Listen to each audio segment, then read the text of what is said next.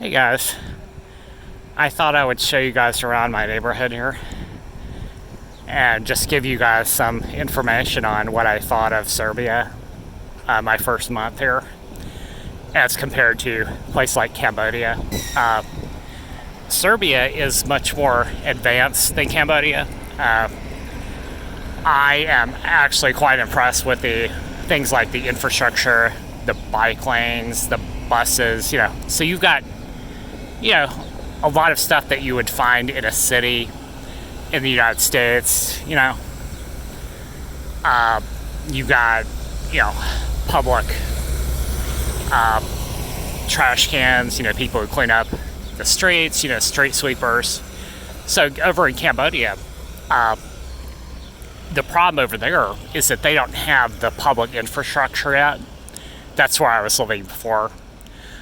And so they have maybe even a dirt road or something like that. No sidewalk, no bike lane, no public transport. They're way behind. So as compared to Thailand, Thailand does have some of that.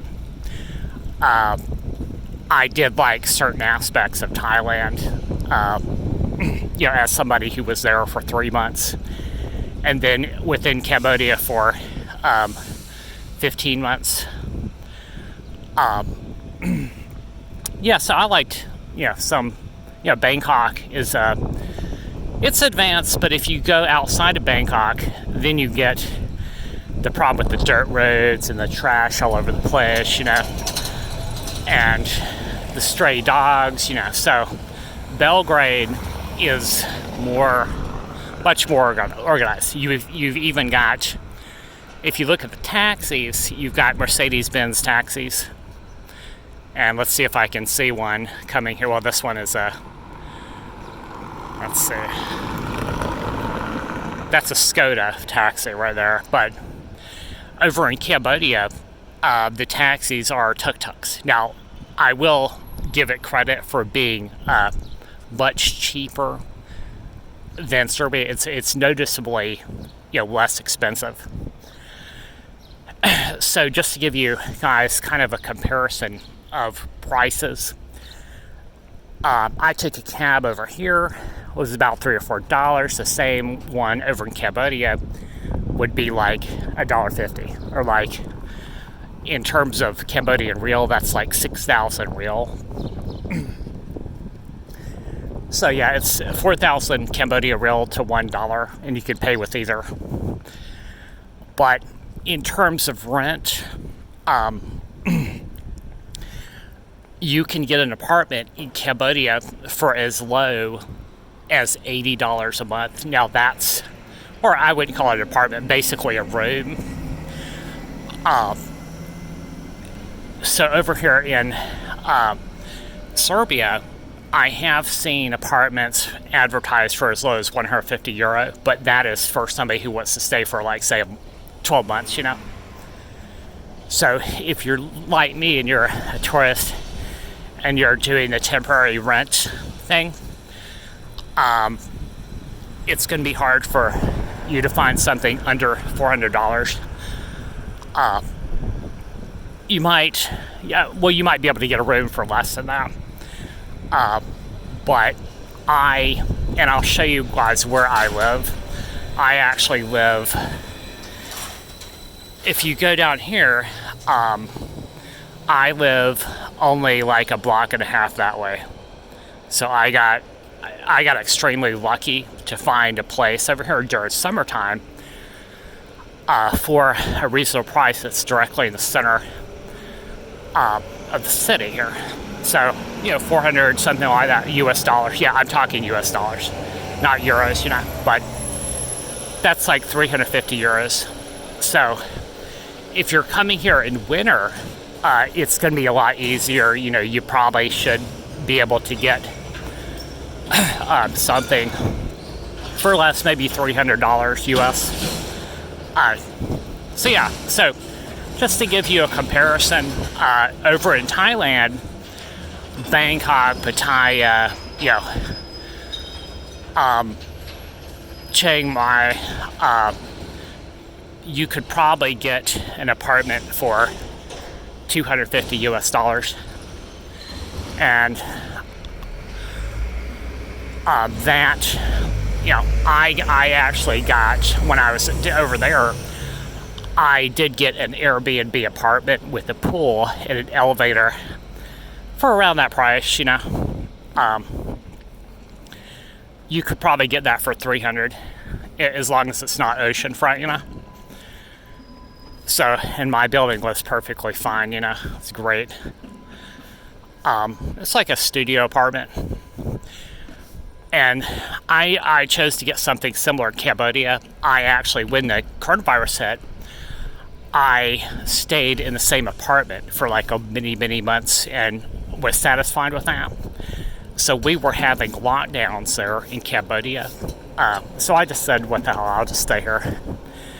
And after all of that, well, after Serbia, the coronavirus over here died down, so that's why I decided to come over here, because there's no lockdown. But now, so far, in terms of the cost of living, I could give you some other points there. If you're going out to eat at a discount restaurant in Serbia, it's probably going to cost you at least $3. So that's fairly affordable as compared to the United States, where you're going to pay, you might pay $10, right? So that's, if you're eating 3 meals a day, that kind of gives you the price range of what you're buying. If you want to go and buy a sandwich, I usually stop by this place over there that serves, like, say, a Serbian sandwich or a hamburger for like $1.80, $2. So you're talking fairly affordable as compared to the United States. Over in Cambodia, you could probably get a full meal at a cheap restaurant for like $2. So it's a little more affordable over there, the food. Now, if you go out to a touristy place, you can spend the same as in the States. If you go to Pattaya and it's all tourists there, and you go to a fancy restaurant, you can spend $20 if you want. But I'm only giving you the bare minimum of what it would cost to live there, So, and over in Cambodia, if you get street food, like I was eating street food all the time, I'm fine with that. $1.50, $1 for, rice and chicken or rice and pork or something like that. So that's what I was eating over there. Let's see, what else can I give you? Now, if you're in Cambodia and you are running your air conditioner all the time, that could be another $100 for your living expenses, For my apartment, it was included in the rent, so I just kept the AC on all the time. It's hot as hell over there. So for me, I was getting a fairly good deal. Let's see what else. So over in Cambodia, just to give you another comparison, Cambodia has all these marketplaces outside. So you can buy anything you want for cheap prices. A lot of those products, what they do is they have a lot of, say, clothing factories over there. They just go and sell those, leftover products to the locals for cheap prices, And so, like, stuff you would find at a mall in the U.S., right? You could buy a shirt for like $5, probably a pair of jeans for like $7. I bought the shoes I'm currently wearing. I think it was $25, yeah.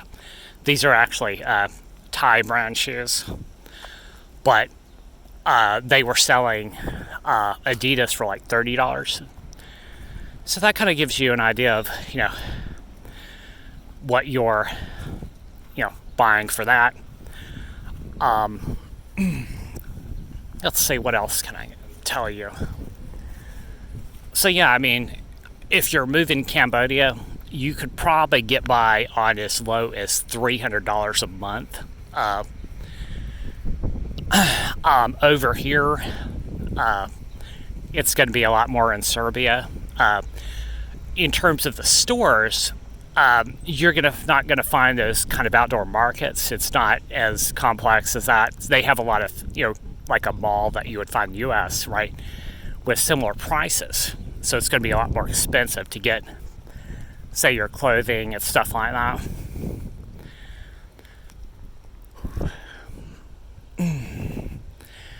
So let's see.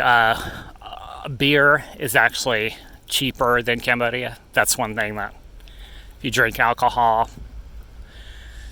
Let's see what else can I tell you?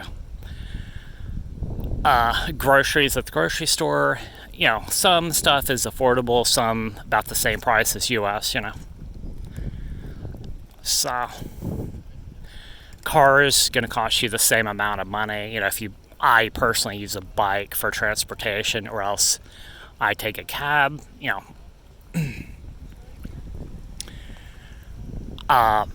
Thailand is a little bit more pricey than Cambodia, but it's similar. You've got the outdoor markets there.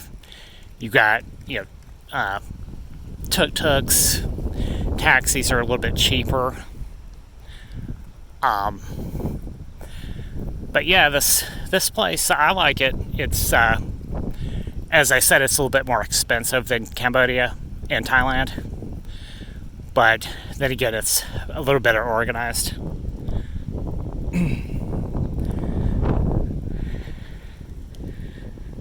And you've got a lot of historical buildings here. Like stuff that was built in the 1800s or,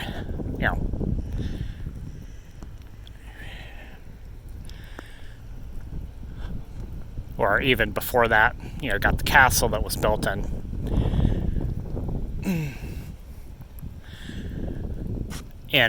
BC time or sometime around that.